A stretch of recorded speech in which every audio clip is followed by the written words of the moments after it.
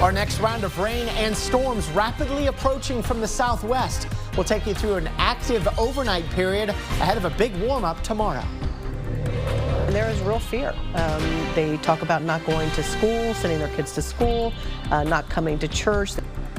Our one-on-one conversation with Austin's police chief about families in fear of immigration operations in Austin. The challenges Chief Lisa Davis says she faces building trust with the community.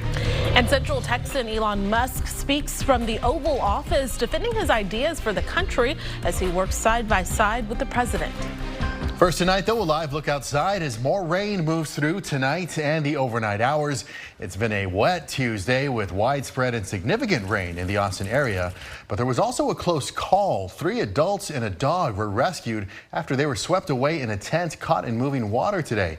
The Austin Fire Department says it happened on South 1st Street near Bolden Creek. No one was hurt. And Chief Meteorologist Dick Bannon is here right now. So what exactly can we expect overnight? Yeah, another round of showers and storms. Probably not nearly as much rain as some places had today, with more than 3 inches at the airport. It was the airport's wettest day in more than a year. But still, some of the rain could be significant and heavy at times, along with some thunder that could wake you up. Right now, we just have some very light showers across much of the area. Real hit and miss in coverage, but the coverage is expanding as our main second round of downpours and storms approaches quickly from the south and west. Right now, no lightning with these showers and downpours, but the intensity is starting to ramp up, and next up would likely be the generation of some thunderstorms there within that cluster of rain. So rain chances just keep going up through midnight, 1, 2 a.m. That's when I think the rain will be at its most widespread. And then after about 2, 3 o'clock, we'll start to see those rain chances coming down again. Only a limited chance for some rain during the daytime hours of tomorrow morning. We think most of the wet weather will be done by the time you wake up, just not all of it. Severe weather risk is low. It's a 1 out of 5 for our southeastern counties. We're looking at Caldwell, Bastrop, Fayette, and parts of Lee County. Main concern would be for some damaging winds and very small hail. Higher concern for some very heavy rain, though. You can see most of the Austin Metro East at a 2 out of 4 flash flooding threat. So if you have to drive in the middle of the night or early tomorrow morning, remember, turn around, don't drown if you see roads covered in water. So coming up in First Warning Weather, we'll update you on how much more rain to expect by the time you wake up tomorrow, ahead of a warm surge in temperatures that will quickly be followed by cold and then more warmth. A lot of temperature swings to show you in First Warning Weather. All right, Nick, thank you very much. On the immigration front tonight, 27 Christian and Jewish groups filed a lawsuit today against the Trump administration. And they're challenging a policy that gives immigration agents more leeway to make arrests at houses of worship. In the lawsuit, the groups claim the new policy is spreading fear of raids and causing lower attendance at worship services. They say the policy infringes on their religious freedom, namely their ability to minister to migrants, including those in the United States illegally. Pope Francis added to the conversation today. He sent a letter to U.S. bishops, and he appeared to take direct aim at Vice President J.D. Vance's defense of the deportation program on theological grounds.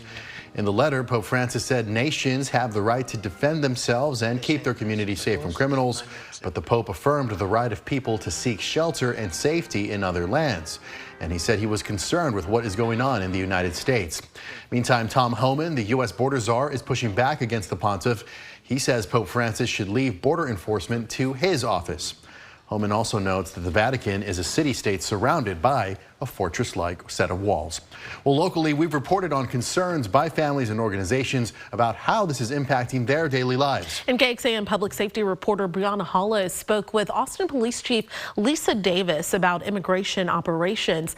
And the chief says it's just, quote, perception that ICE activity is more prevalent now, but that doesn't change how groups of already concerned community members feel about the situation.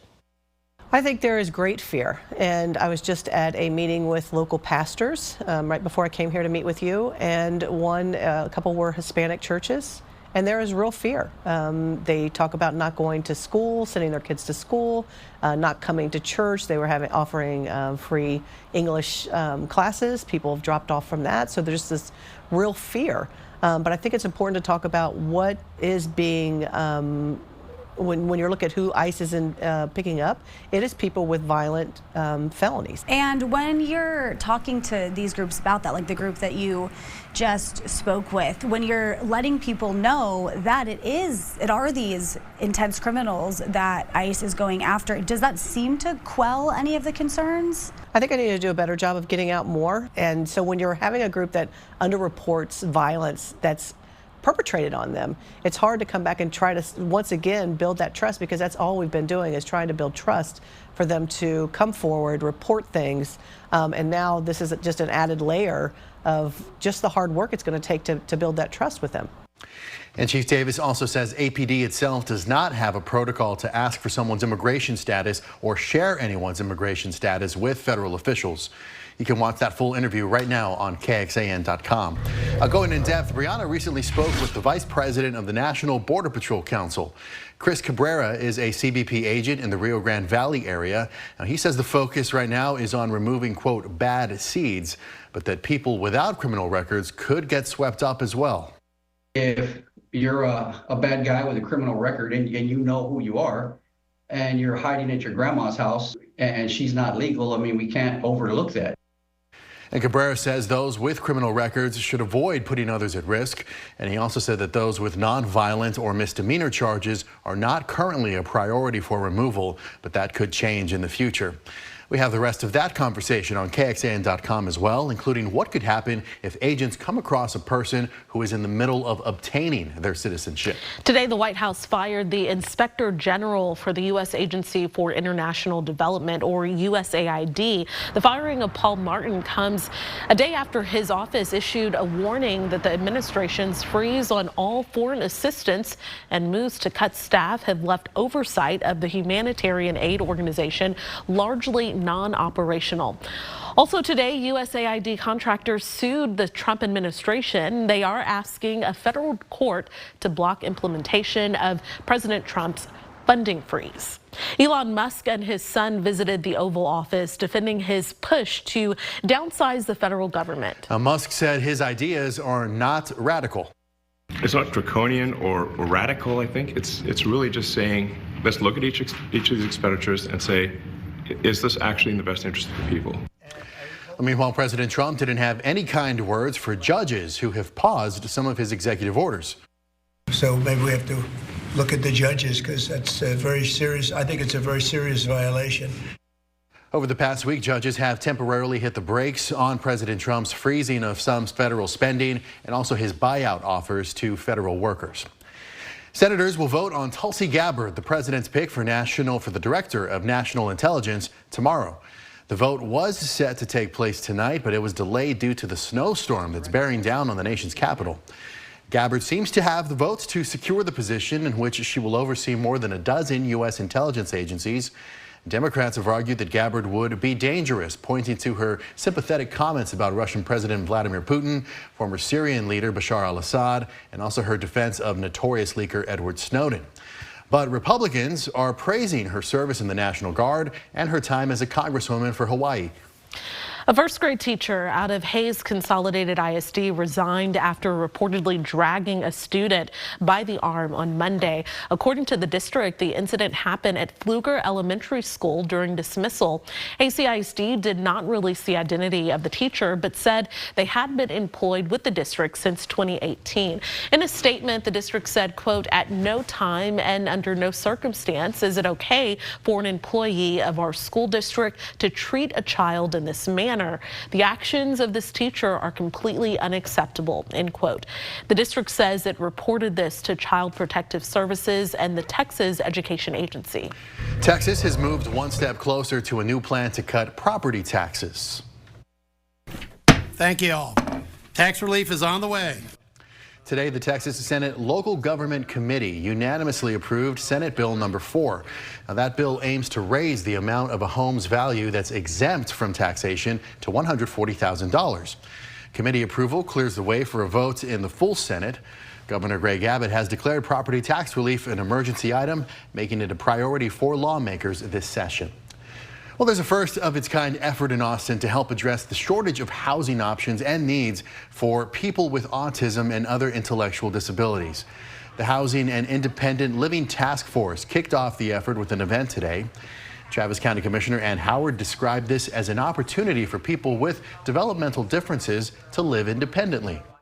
We're talking about like duplexes and fourplexes so people could live with some support. Making sure there's bike lanes and sidewalks so people could walk to jobs who might not drive cars. Like, it's being holistic and it's helping build the community that I know Travis County, Austin, Texas wants to be. Now, the goal of the analysis is to collect market data specific to Austin to identify barriers as well and find solutions to make all of this a reality.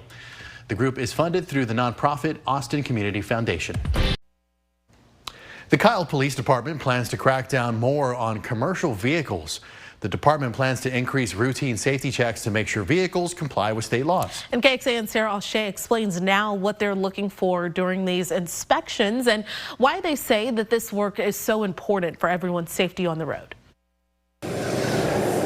The city of Kyle is no stranger to big rig traffic as a spot along the busy I-35 corridor. And with more people moving in, that means more traffic all interacting. And for Kyle Police Department's Commercial Vehicle Enforcement Unit, they need to make sure those hauling cargo are doing it safely. The maintenance of the vehicle itself, as well as the weight. Anything that is overweight poses a threat to other drivers on the road, as well as damage to the infrastructure itself. Kyle PD says the unit did 20 inspections so far this year. Those focus on things like whether brakes work properly and if the driver is staying awake and aware. We definitely want to make sure that people are following those guidelines as far as the hours and the restrictions on driving, because we don't want the drivers out there who are fatigued. I reported on the founding of the unit back in 2022, speaking with people in the area about their safety concerns. There was a commercial looking van that was jammed up against here. Locals understand the potential danger. Last March, a concrete pump truck crashed into a Hayes Consolidated ISD school bus and left 2 dead and several injured in neighboring Bastrop County. The department says it's crashes like this they want to try and prevent. That incident alone really encouraged our department to do what they could to enhance that education element to the commercial transportation community, and then also incorporate some more enforcement here in Kyle. Sarah Alshay, KXAN News. And while the unit primarily focuses on education, it also cites drivers when needed. So one example the department gave would be citing commercial drivers for not having a fire extinguisher in their vehicle. Well, there's new hope for children allergic to peanuts. A new study sponsored and funded by the National Institute of Allergy and Infectious Diseases shows they can perhaps overcome milder forms of peanut allergies. 32 children received 18 months of immunotherapy as part of the study. They would then consume 3 tablespoons of peanut butter, and it turns out none of them had a reaction. A total of 73 people were originally in the trial before 38 of them were selected to receive this immunotherapy. The others continue to avoid any peanuts. Parents are advised not to try this strategy, though, until consulting with a doctor. New direct flights out of Austin will soon make your travel a little bit easier. Southwest Airlines will launch nonstop flights to Jacksonville, Florida. This will be starting in October. The airline previously announced new direct flights to Milwaukee and Reno in March and San Francisco in August. This move comes after American Airlines canceled its own route to Jacksonville in January. Southwest's flight will be the second after Delta announced its Jacksonville route for May. All right, let's get to your full forecast now, because a lot of us are already seeing some rain coming down again right now. Yeah, it's coming back. Right now it's fairly light, but the coverage is really ramping up. And you can see some of those showers in Austin now, and that's lowering visibility a little bit too, as the cloud deck also drops very close to the ground. This is how it looks from our KXAN West Shore home camera, looking from West Campus toward downtown. Some of those buildings are now in the cloud.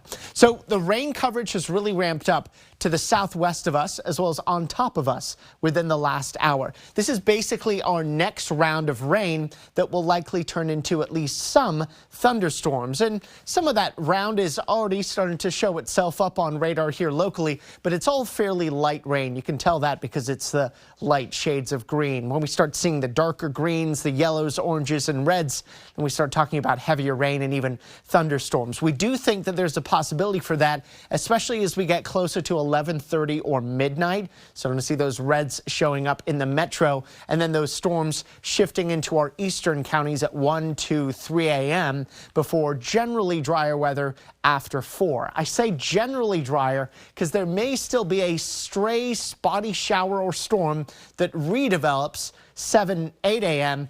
but for our eastern counties only. And then the skies clearing as we head through the day should allow for a big temperature jump.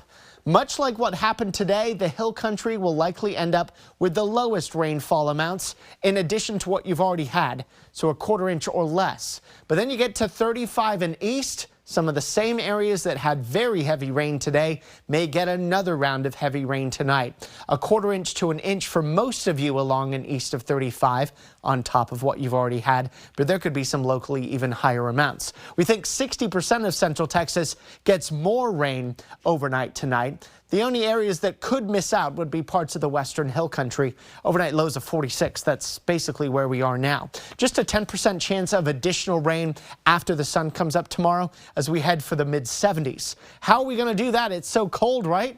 We're in the 40s now. Well, this cold front's going to lift north as a warm front tomorrow, pushing us into the 70s in most places. There may be a few areas that don't get out of the 60s, but a lot of us well into the 70s before, guess what? Cold front number 2, 3, 4, or 5, I've lost track at this point, comes in tomorrow night, and it knocks us down to 35 in Austin Thursday morning, but a widespread freeze in the hill country Thursday morning. And then Thursday afternoon is still a very chilly day with temperatures only reaching the mid-40s in most places. We're going to go more up and down as far as these temperatures go over the next week. Mid-50s Friday, 70s again Saturday, then another cold front knocks us down by Sunday into the 50s. Then we start our warm up again, 60 on Monday, 68 on Tuesday. But several nights may get close enough to freezing in Austin that there will be freezes away from the city, including Thursday and Friday morning, and then Sunday and Monday morning. Monday morning looking to be the coldest morning of them all, with a decent chance of a freeze even in Austin. Here's a look at our first warning weather 7-day forecast. After tonight's rain, not a lot of rain left, just a low 10% rain chance tomorrow morning, 10% rain chance Thursday, Saturday, and Tuesday. Generally, the focus will be the up and down temperatures, though. This is KXAN Sports, brought to you by Thomas J. Henry. Hi, good evening. Tough way to try to bounce back from 2 straight losses. Longhorns welcome number 2 Alabama, highest scoring team in the nation, into Moody Center. Texas fighting to build that resume. This would be a huge one. Trey Johnson early on looking like Trey Johnson, the 3 right there. And then Johnson hits a tough baseline jumper. He had 24.